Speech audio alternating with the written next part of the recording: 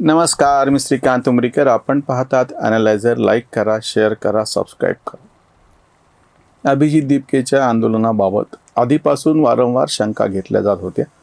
विरोध केला तर कोणाला वाटतं की तुमचा नवीन ह्याला विरोध आहे किंवा मोदींना विरोध करतात की तुमच्या पोटात खवळतं वगैरे. पण त्यांच्या आंदोलनामध्ये ज्या पद्धतीनं प्रतिसाद मिळाला त्याच्यातूनही सिद्ध झालेलं होतं. अचानक ज्या पद्धतीने ते सगळं आयोजित केलं गेलं संशयास्पद वाटावा असं. अगदी डावे जे आहेत त्यांनी स्वतः असा आरोप केला होता की अभिजित दीपके हे कसं भाजपचं पिल्लू आहे. आता ते त्यांच्यात म्हणजे हे सगळे त्याचे यूट्यूबवरती आपल्याकडचे निर्भय बनवले आणि बाकीच्यांची व्हिडिओ पहा त्या संदर्भात. असो, मुद्दा तो नाही. पत्रकारांनी त्यांना असं विचारलं की अण्णा हजारेच्या बाबतीत तुमचं काय मत आहे, म्हणजे तुम्ही अण्णा हजारेंना बोलवलं का, त्यांच्याशी चर्चा केली का. हे म्हणल्याच्या नंतर अभिजित दीपकेनी जे बुद्धीचे तारे तोडलेले आहेत, अकलेचे तारे तोडले, तुम्ही ते पहिले ऐका. कारण काय होतं, बऱ्याचदा आम्ही काहीतरी बोलतो आणि सगळ्यांना वाटतं की हे विशिष्ट आकसापोटी पूर्वग्रह दूषित नजरेनं बघतायत. तुम्ही ऐका. अण्णा हजारेंच्या बाबतीमध्ये त्यांच्या सगळं पावलावर पाऊल ठेवून त्याच पद्धतीनं सगळं चालू असलेलं आंदोलनाचे आत्ताचे नेते अभिजित दीपके काय अकलेचे तारे तोडतायत. जो रोल है अभी उसमें क्या आपकी भूमिका रही? सॉरी, अन्ना हजारे की जो रोल है उसमें आपकी लोगों की क्या भूमिका है? अन्ना हजारे से मुलाकात करेंगे आप लोग? बिल्कुल नहीं. मुझे लगता है युवाओं को ये अब चीज हाथ में लेने दो. जो लोग 60-70 के हो गए ना, वो रिटायर हो जाए. चाहे पॉलिटिक्स हो या चाहे एक्टिविज्म हो, वो रिटायर हो जाए, वो किसी आश्रम में बैठ जाए. फ्यूचर हमारे फ्यूचर का सवाल है, स्टूडेंट्स के फ्यूचर का सवाल है. अब हमें डिसाइड कर दो ना क्या करना चाहिए. कब तक मतलब बुढ़े लोग जिनका सब कुछ हो गया वो डिसाइड करेंगे. तुम्ही ऐकलं. मी तुम्हाला परत एक दुसरीच आठवण करून देतो. 2017च्या विधानसभेच्या निवडणुका होत्या गुजरातमधल्या. तर त्या विधानसभेच्या निवडणुकीच्या पार्श्वभूमीवरती त्याच्यानंतर म्हणजे ते जे सगळे नवीन नेतृत्व सगळे समोर आलेले होते, कन्हैया कुमार तर बाहेरचे होते, त्या ठिकाणचे जे सगळे 3-4 नेते तुम्ही ते नावं आठवून पहा. त्याच्यामध्ये एक नाव होतं दलित नेतृत्व, जिग्नेश मेवाणी. जिग्नेश मेवाणीचे 10 वर्षापूर्वीचं सांगतोय मी, 2017च्या दरम्यानची एक बाईट आहे. त्याच्यामध्ये ते असं की मोदी ने हिमालय में जाके हड्डियाँ गलानी चाहिए, मोदी से सब लोग उब गए है. 2017च्या निवडणुकीच्या पार्श्वभूमीवरचे हे वाक्य. आज जवळपास 8-9 वर्ष काय 10 वर्ष व्हायला लागलेत. कोण हिमालयामध्ये जायची परिस्थिती आली आणि जिग्नेश मेवाणीचं तर कुठं नावसुद्धा आता निघत नाही, की जे स्वतःला तरुणांचे नेतृत्व म्हणून घेत होते, दलित नेतृत्व म्हणून घेत होते आणि त्याच्यात एक भंभम जी केल्या गेलेली होती. इतक्या दिवसाच्या नंतर परत एकदा अभिजित दीपकेच्या तोंडी हे वाक्य तेव्हा ते तर मोदीच्या बाबतीत म्हणले होते, हे तर अण्णा हजारेंच्या बाबतीत म्हणलेत ना. अण्णा हजारे तर काही संघाचा माणूस नाही आहे. अण्णा हजारेंबद्दल काही वैचारिक मतभेद असू शकतात, आमचे आहेत, आम्ही त्या आंदोलनाच्या बाबतीमध्ये बोललो होतो. पण अण्णा हजारेंनी ज्या पद्धतीने इंडिया अगेन्स्ट करप्शन देश पातळीवरती नेऊन ठेवलेलं होतं आणि त्यांना काय बोलले होते आपले बाळासाहेब ठाकरे, ज्यांना सगळ्यांना बाळासाहेबांचं कौतुक होतं ना, वाकड्या तोंडाचा गांधी, बाळासाहेबांचं वाक्य अण्णा हजारेंच्या बाबतीतलं.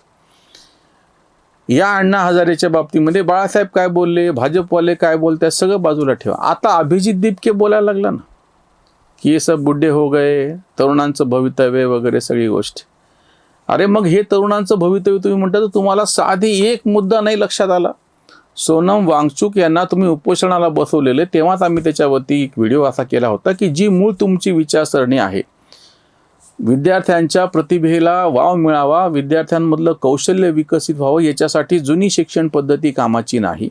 इंग्रजांनी आणलेली जी सगळी काय म्हणता येईल त्याला कारकून तयार करणारी जी शिक्षण पद्धती होती, त्याच्यात थोडासा बदल करून तुम्ही काय संगणक कारकून तयार केले म्हणा किंवा बाकीचं केलं, असे म्हणजे तुम्ही फक्त नोकरी आणि कोणाची तरी पदरी राहून चाकरी करत बसायची इतकंच फक्त तुम्ही शिक्षण देता आहात, कागदावरच्या डिग्र्या देतात, त्याचा उपयोग बाकी प्रत्यक्षात काही नाही. तुम्ही कोणाचे तरी गुलाम बनून आयुष्यभर राहता.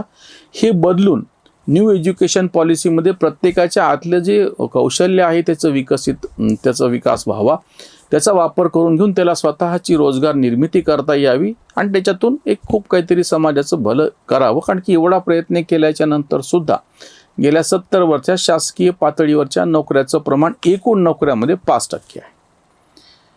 म्हणजे तुम्ही लक्षात घ्या, 70 कोटी जनता जेव्हा काहीतरी नोकरी पाणी हात पाय हलवती, त्याच्यामध्ये फक्त 3.5 कोटी ह्या सरकारी नोकऱ्या आणि त्याच्याशी संबंधित सगळं आहे. फक्त 3.5 कोटी. म्हणून म्हटलं की ते प्रमाण 5% होत नाही, 95% रोजगार हा वेगळाच आहे. तो खाजगीमधला आहे, स्वतंत्र आहे, स्वयंरोजगार आहे, काय जे काय असायचं ते अर्धवेळ आहे. हे सगळं 95% आणि फक्त 5% आहे. सोनम वांगचुक हे प्रत्यक्ष न्यू एज्युकेशन पॉलिसीचं आधीपासूनच त्याचा ते वापर करतात आणि मोठ्या प्रमाणात विद्यार्थ्यांच्या आतलं कौशल्य, प्रतिभा, शक्ती जी बाहेर यावी, तिचा विकास व्हावा असे प्रयत्न करतात. ते सोनम वांगचुक अभिजित दीपकेच्या जाळ्यामध्ये अडकले आणि आता उपोषणाला जे बसलेले आहेत धर्मेंद्र प्रधान यांचा राजीनामा द्या, किंवा त्यांनी खरं तर राजीनामा हा विषयातून त्यांनी स्वतःच ते म्हणले की असं जमणार नाही नुसत्या राजीनाम्याने, शिक्षण पद्धती चांगला मुद्दा त्यांनी घेतलेला आहे. पण आता अडचण अशी आहे की अभिजित दीपकेचं सगळं आंदोलन हे तुम्ही त्या नीटची परीक्षा, त्याचा तो पेपर लीकपासून ते सगळं सुरू झालं, त्याच्यापासून ज्या मेडिकलच्या जागा आहेत तेवढ्यापुरतं ते सगळा विषय मर्यादित, कारण की ते बॉटलनेक आहे. हेच एका इंजिनिअरिंगच्या बाबतीत केलं होतं. प्रचंड प्रमाणात कॉलेजेस वाढले, बेकार इंजिनिअरची संख्या वाढायला लागली आणि तो विषय संपून गेला. नोकरी ओरिएंटेड, नोकरीची चाकरी करायला लावणारं शिक्षण ज्याचं तुम्ही भलावण करणारा अभिजित दीपके, त्याच्या नेमकं उलट जे आहे ते सोनम वांगचुक आणि तुम्ही त्यांना त्या जाळ्यामध्ये अडकवलं, त्यांना उपोषणाला बसवलं. आणि आताचा जो विषय आहे अण्णा हजारेच्या बाबतीत म्हणल्याच्या नंतर ते सगळे बुड्डे झाले नासन काय वाटतं म्हणतो, पण हे तुम्ही काय केलं सांगा ना.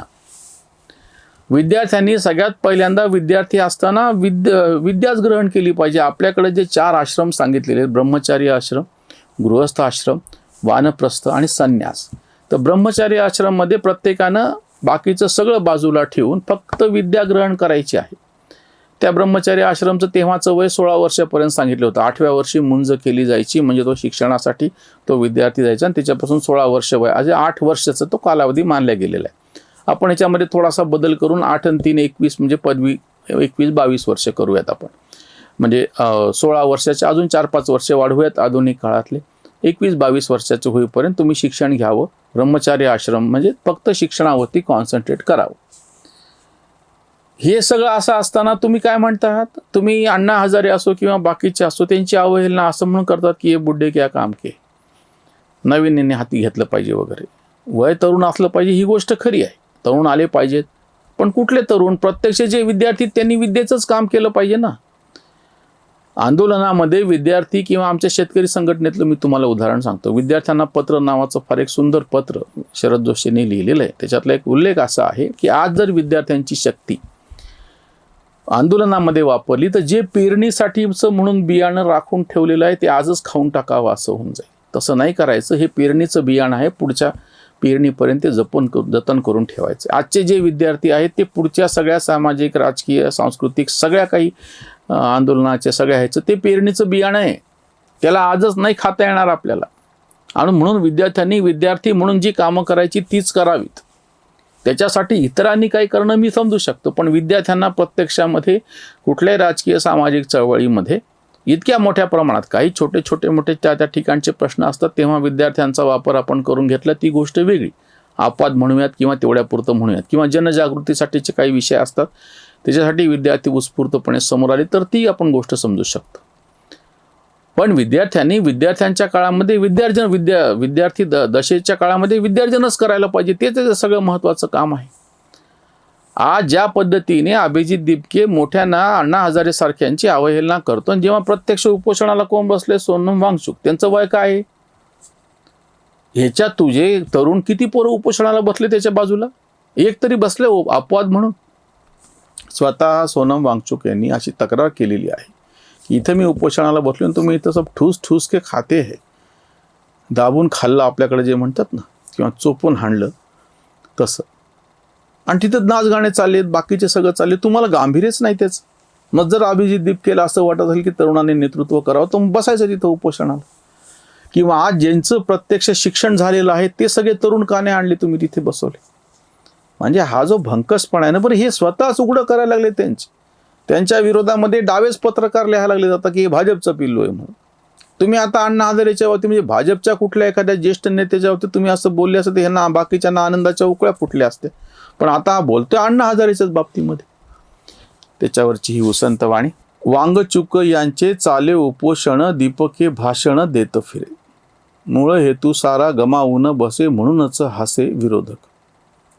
पेरणीत सारा कुणबी अडके, विद्यार्थी धडके विद्यालयी.